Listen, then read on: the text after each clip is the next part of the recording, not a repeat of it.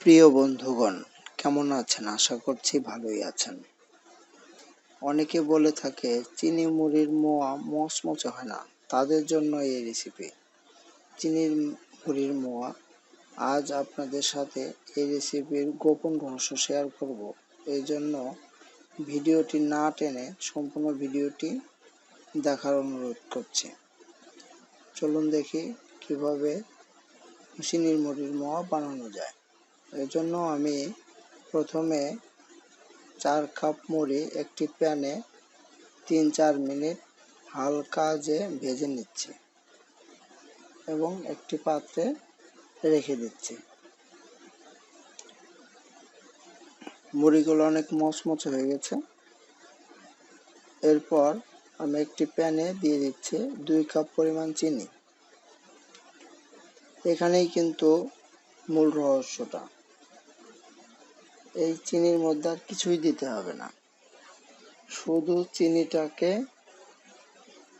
হালকা প্যানের মধ্যে ভাজতে হবে। ভাজতে ভাজতে এক সময় দেখবেন যে চিনিটা আস্তে আস্তে গলে যাচ্ছে। গলে গলে গলে গলে আস্তে আস্তে আপনার একটা রস হয়ে পরিণত হবে, একদম ঘন মধুর মতো রস, যেটা নাকি একদম আঠালো আঠালো, একদম লালচে কালারের হয়ে যাবে, ব্রাউন কালারের। দেখুন আস্তে আস্তে আমি নাড়াচ্ছি এবং রসটা তৈরি করছি। এখানে কিন্তু বিন্দু পরিমাণ পানিও ইউজ করা যাবে না, কারণ পানি ব্যবহার করলেই আপনার মুড়ির আর সেই গোপন রহস্য হলো না, মুড়ির মোয়াটা মচমচে হবে না। এটি সুন্দরভাবে আমরা একদম চিনির এক কোষ দানা পর্যন্ত থাকবে না, সম্পূর্ণটা চিনি গলে গিয়ে একদম ঘন মধুর মতো একটা রস তৈরি হবে। যখন এই রসটা তৈরি হয়ে গেছে তখনই দেখুন আমরা এখন ছেড়ে দেব ওই মচমচে মুড়ি। কিন্তু মুড়ি ছাড়তে হবে আর নাড়াতে হবে, ছাড়তে হবে নাড়াতে হবে। একসাথে সব মুড়ি ছাড়বেন না, তাহলে কিন্তু ভালোভাবে নেড়ে ছাড়তে পারবেন না। নাড়াচ্ছি আর মুড়ি ছাড়ছে, নাড়াচ্ছি আর মুড়িটা ছাড়ছে।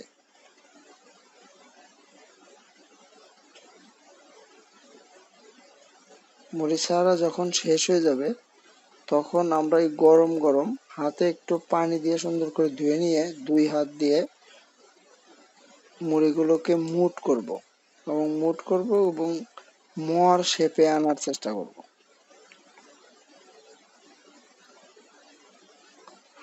হাতে যতটুকু গরম হয়, কিন্তু অত্যন্ত গরমের মধ্যে এটা করতে হবে। গরম গরম যদি না করেন তাহলে এখানে মোয়াটা শেপে আসবে না এবং মচমচে হবে না।